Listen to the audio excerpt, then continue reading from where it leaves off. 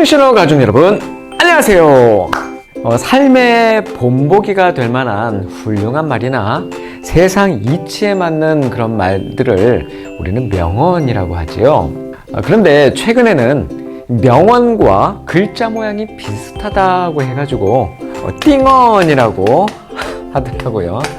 띵언. 이렇게 재미있고 재치있는 말들이 곳곳에 넘쳐납니다. 그중 한 주부의 띵언을 소개할까 합니다. 나는 아이로 태어나서 소녀로 자라 여자가 됐다가 아내로 변신하고 엄마로 자리를 잡았다. 다시 여자가 되고 싶다. 남편은 아이로 태어나서 소년으로 자라 남자가 되어가더니 남편의 탈을 쓰는 척 하다가 외모만 아빠가 되고 다시 아이로 돌아갔다. 다시 네 엄마한테 갔으면 좋겠다. 한계 상황에 도달한 어떤 부부의 세계를 아주 날카롭지만 유쾌하게 비꼰 띵언이라고 할 수 있겠네요.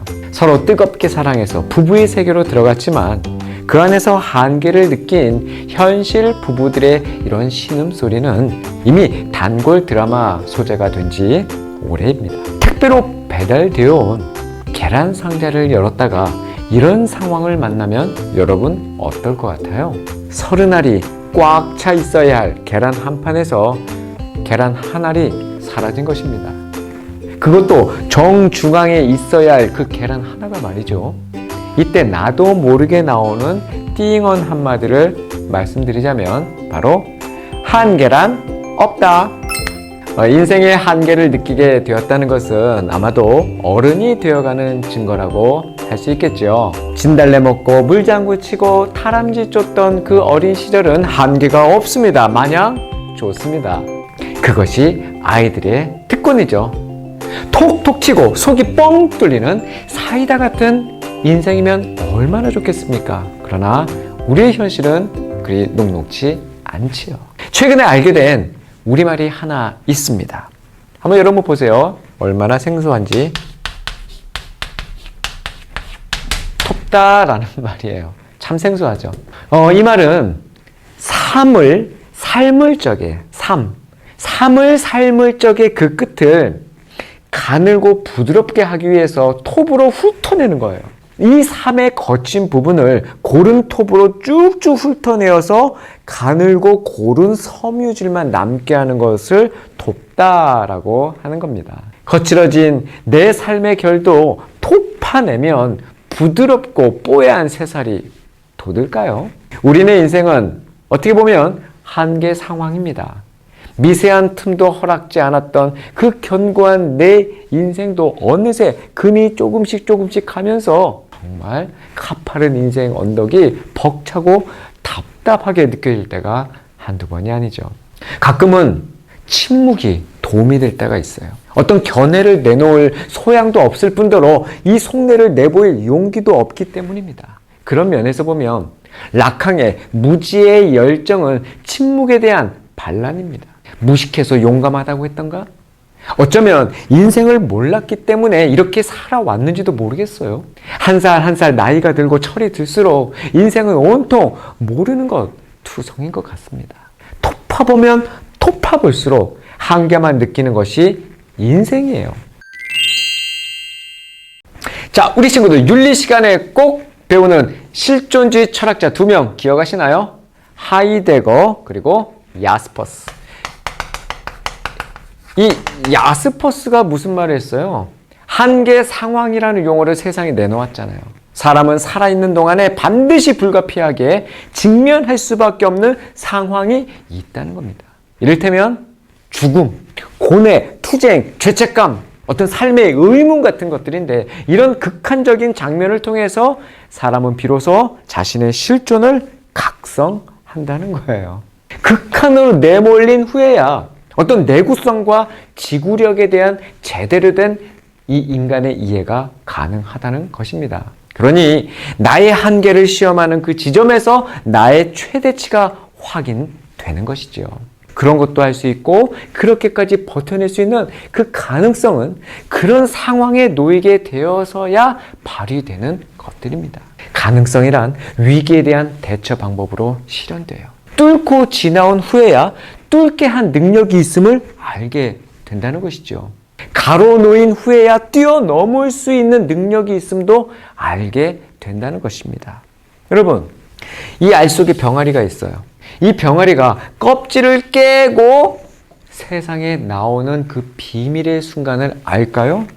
모릅니다.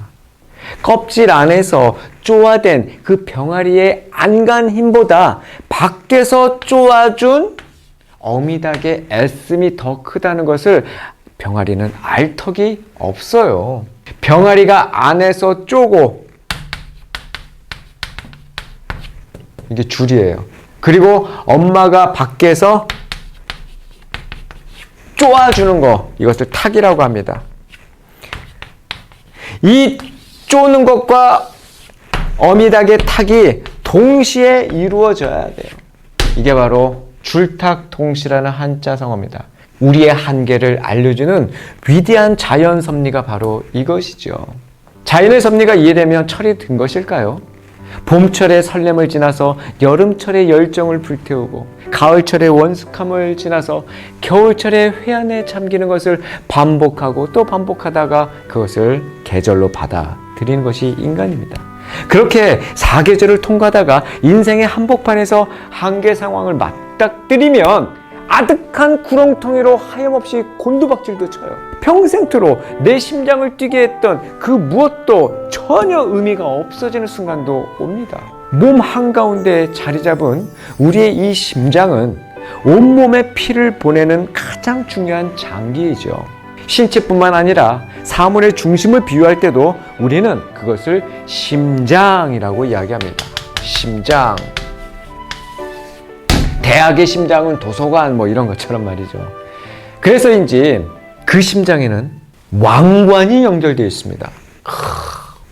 왕관. 심장에 왕관이 있다는 사실 알아요? 바로 관상동맥입니다. 이 관상동맥은 심근에 산소와 영양을 공급해요.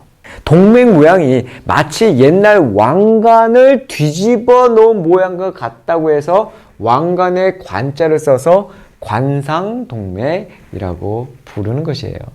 내 몸의 한가운데 이 왕관을 생각하면 내 인생 한가운데서 왕노릇하고 있는 이 나 자신을 발견하게 됩니다.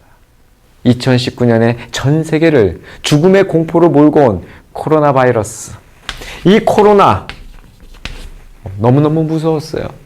지금도 이 코로나 바이러스 때문에 우리의 삶이 너무너무 힘듭니다.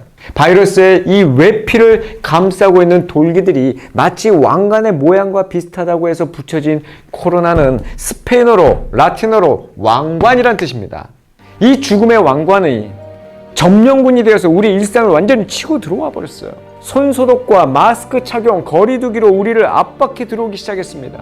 그들은 시간이 지나자 본색을 드러나기 시작했어요. 방역, 보건, 위생 정도로 만족하지 않았습니다.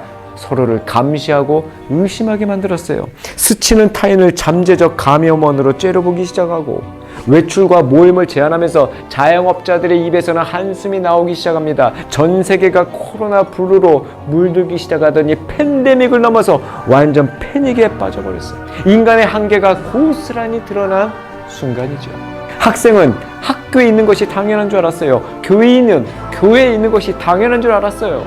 하늘과 바다는 늘 곁에 있을 줄 알았어요. 4차 산업혁명이니 인공지능이니 우리의 미래는 희망만 가득할 것이라고 생각했어요. 낙관주의. 더 안전하고 더 행복하고 더 완전한 세상이 될 줄 알았잖아요. 가노라 삼각사나. 다시 보자 한강수야. 고국 산천을 떠나고자 하려만 한 시절이 하수상하니 울똥말똥 하여라.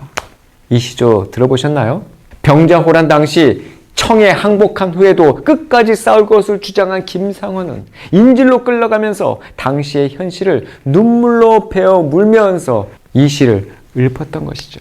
그리고 고국을 떠나는 심정과 충신의 비분 관계를 이렇게 거침없이 배설했던 거였죠. 이 시와 비슷하게 제가 하나 만들어 볼게요. 물러거라 코로나야, 썩 비켜라 한계야. 아무리 생각해도 내 힘으론 살 수 없네. 시절이 하수상하니 살똥말똥하여라. 수상한 그녀, 수상한 파트너, 수상한 이웃 등 한때 유행했던 이 수상 시리즈 덕분에 수상이 친숙해져 버렸습니다. 수상은 보통과는 달라서 이상하기 때문에 의심한다는 뜻이죠. 저거 수상해. 지금 이 시대는 분명히 이상한 시절입니다. 그래서 한 번쯤 의심해봐야 해요. 창조 질서가 깨진 그 순간부터 인류는 하수상한 시절을 맞이했습니다. 완전했던 그 시절이 깨지며 인간은 한계를 느끼기 시작했다고요. 끊임없이 배태한 이 문명이 완전하다고 칭송했지만 그 한계를 결코 감출 수 없었습니다. 한계가 있는 이 인생을 인정하고 한계가 없는 그분을 기억해야 한다는 거예요. 죽음, 역병, 전염병이란 뜻인 히브리어 데베르. 무서운 단어죠? 이 데베르는 히브리어인데요. 말하다라는 의미를 가진 다바르에서 유래된 말이에요. 이렇게. 말하다. 뿌리가 같은 한 단어라고요. 아이러니하게도 인간의 무력함이 드러난 한계 상황에서 주님의 말씀은 빛을 보게 되는 겁니다. 세상의 중심에서 나의 왕관을 쓰고 앉아있는 우리에게 주님은 데베르를 통해서 다바를 해주시는 거예요. 세상의 중심에서 데베르를 경험케 하신 주님이 당신의 다바르를, 말씀을 우리 인생에 어디에 놓기를 원하실까요? 성경 66권 중에서 정중앙에 위치한 책이 바로 시편입니다. 그 중에서 정중앙은 시편 119편이에요. 시편 119편은 성경에서 가장 긴 절을 담고 있어요. 무려 176절에 달합니다. 히브리어 알파벳 22개를 가지고 8절씩 배열한 시편 119편은 온통 다바르에 관한 내용이에요.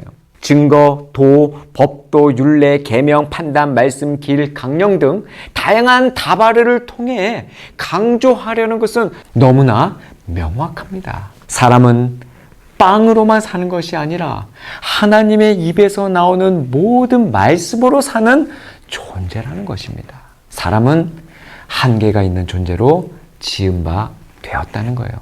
그 한계를 통하여 우리의 전생애를 주님의 다바르에 의존하도록 지음 받은 것입니다. 그래서 시편 기자는 성경의 정중앙인 시편 119편에서 정중앙인 96절에서 이런 고백을 하는 게 아닐까요? 내가 보니 모든 완전한 것에도 한계가 있었지만 주의 계명에는 한계가 없습니다. 험난한 인생길에 주저앉은 우리, 멍하니 앉아있는 우리를 향해 손짓해 주시는 주님이 보이지 않습니까? 죽음의 왕관이 아닌 생명의 면류관을 약속하신 그 주님의 다바르가 들리지 않으신가요? 주의 말씀은 내 발의 등불이요 내 길의 빛입니다. 캄캄한 밤에 유일하게 의지했던 내 발의 등불만 의지해야지. 내 인생의 길을 비춰주시는 그 빛만 따라가야지. 그러다 보면 이 또한 지나가겠지. 그 길은 생각보다 길지 않을 거야.